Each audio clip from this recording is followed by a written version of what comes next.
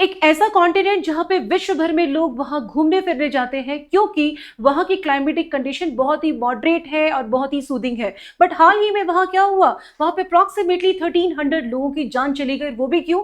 Heat stroke की वजह से। और मैं बात कर रही हूँ यूरोप के बारे में, जो कि एक आपके मिड लैटिट्यूडनल कंट्री में आता है, एक ऐसी जगह पर आता है जहां पे इन जनरल आपका टेम्परेचर काफी मॉडरेट और ठंडा रहा जाता है और इसीलिए उसको जाना जाता है। लेकिन अभी हुआ क्या, आपके पोलैंड, स्पेन, फ्रांस, जर्मनी, यहाँ पे मोर देन आपके 40 डिग्री से लेकर अप टू 45 डिग्री टेम्परेचर तक को ऑब्जर्व किया गया, जो कि एक बिल्कुल नॉर्मल कंडीशन नहीं है आपके यूरोप के लिए। अब हम इसे कंडीशन को समझते हैं, इसके पीछे की वजह क्या रही और क्या इसका जो इम्पैक्ट है वो सिर्फ यूरोप पे रहेगा या बाकी देशों पे नहीं पड़ने वाला। Let's understand first. तो यहाँ भी देखते हैं कि सबसे पहले हम समझते हैं कि इसमें आपका जो ज्योग्राफिकल अगर हम पर्सपेक्टिव से देखें तो क्या रहा, तो यहां पर एक आपका ओमेगा ब्लॉक बन गया। तो समझते हैं ये ओमेगा ब्लॉक क्या है। देखिए,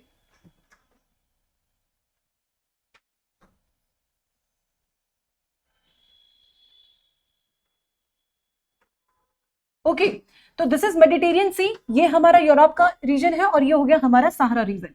अब अगर मैं बात करूं आपके इस पर्टिकुलर लोकेशन के बारे में, तो यहां से क्योंकि अगर हम, दिस इज योर इक्वेटर, ये आपकी ट्रॉपिक ऑफ कैंसर और ये हो गई आपकी कैप्रिकॉर्न। जब हम समर्स में होते हैं तो हमारा जो सूर्य है, हमारा जो सन है, वो नदर्न हेमिस्फीयर की तरफ शिफ्ट हो जाता है। अब वो जब नदर्न हेमिस्फीयर की तरफ शिफ्ट होगा, यानी कि हमारा वो इक्वेटर से ऊपर के जोन में, अप्रोक्सीमेटली इस जोन पर हीट का इंपैक्ट सोलर इंसोलेशन कंपैरेटिवली ज्यादा होगा समर्स के टाइम में। तो जब ऐसी कंडीशन होगी तो क्या होगा, हमारा जो सहारा डेजर्ट था और हमारा जो यूरोप का जो रीजन था, इन पर्टिकुलर रीजन में we are witnessing more heat. Reason क्यों? क्योंकि ये आपका सॉलिड स्ट्रक्चर में आता है। सॉलिड हीट को बहुत ही ज्यादा जल्दी एब्जॉर्ब करता है एज कंपेयर टू वाटर। तो ये सिचुएशन रही हमारी समर्स की, जब ज्यादा गर्मी होगी तो यहाँ के जितने भी आपके कंक्रीट है, सॉलिड स्ट्रक्चर है, वो ज्यादा हीट को एब्जॉर्ब करेंगे और उसी हीट को वो रेडिएट भी करेंगे। तो ये रीजन रहा जहां से वो सहारा से एडवेक्शन स्टार्ट हुआ और ये कंपैरेटिवली जो रीजन था, यहाँ पर हीट ट्रैप होनी शुरू हो गई। हीट ट्रैप क्यों हुई? क्योंकि इस पर्टिकुलर लोकेशन में टेम्परेचर जो था वो काफी ज्यादा एक्सट्रीम था और प्रेशर बेल्ट आपकी लो थी। लेकिन यहाँ पे जो वाटर बॉडीज है, वहां पे आपका टेम्परेचर था आपका लो और प्रेशर था आपका हाई।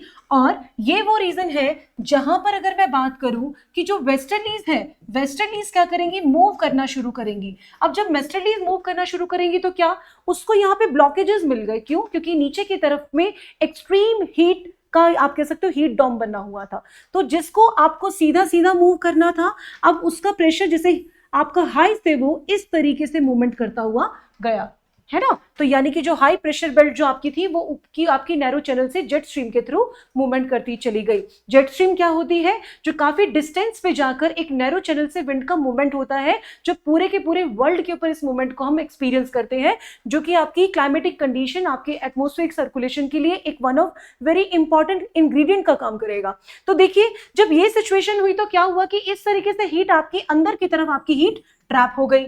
ऊपर से इस पर्टिकुलर रीजन के अंदर जितने भी कंक्रीट थे, वो जो कंक्रीट बने हुए हैं वो आपके ठंड वाली जगह के हिसाब से बने हुए हैं। यानी कि क्योंकि ठंडे इलाके हैं तो लोगों के घर भी इस तरीके से बने हुए हैं कि वो हीट को ट्रैप कर पाए। लेकिन अगर और भी ज्यादा हीट हो गई तो हीट की ट्रैप होने की वजह से तो वहां पे ब्लास्ट ही होना था। तो ये रीजन रहा कि इस पर्टिकुलर रीजन के अंदर ऐसा आपका ओमेगा ब्लॉक बन गया जिससे आपकी हीट ट्रैप हो गई। दूसरा हम कंडीशन समझते हैं कि एक आपका ये जो रीजन है, इस रीजन में हम एक आता है आपका एल्बिडो इफेक्ट। एल्बिडो क्या होता है? एल्बिडो जब आपका सोलर इंसोलेशन आपका होता है, जब आपका सोलर इंसोलेशन होता है तो कुछ अमाउंट ऑफ हीट होती है जो कि रिफ्लेक्ट बैक हो जाती है, जो कि आपके आपके आप कह सकते हो कि आपके स्पेस के अंदर वापस वो हीट आपकी चली जाती है। तो जब वो हीट, जितनी अमाउंट ऑफ हीट जाएगी ना, और जिस वजह से जाएगी, वो होते हैं हमारे एल्बिडो। तो यानी जैसे आपका क्लाउड हो गया, वाटर वेपर हो गया, हमारे सारे के सारे ग्रीन फील्ड्स हो गए, ये हमारे हीट को क्या करते हैं, रिफ्लेक्ट बैक कर देते हैं। साथ में ही आपकी व्हाइट जो हमारी आइस शीट्स होती हैं वो भी। अब ये व्हाइट आइस शीट्स कहाँ मिलेंगी आपको?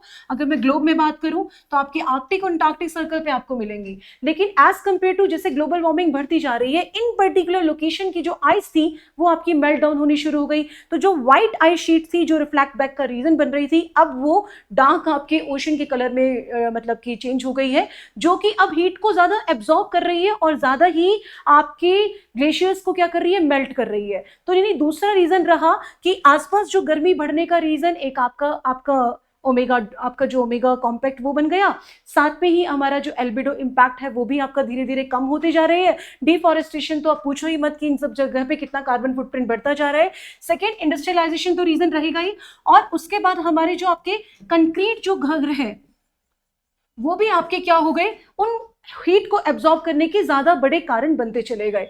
ठीक है, अब एक और रीजन क्या रहा कि यहाँ पे जो मतलब कि 1300 number is not less, right. तो वहां पे मरने का रीजन क्या था कि यूरोपियन जैसी कंट्रीज के अंदर है ना, आपकी जो एजेड पॉपुलेशन है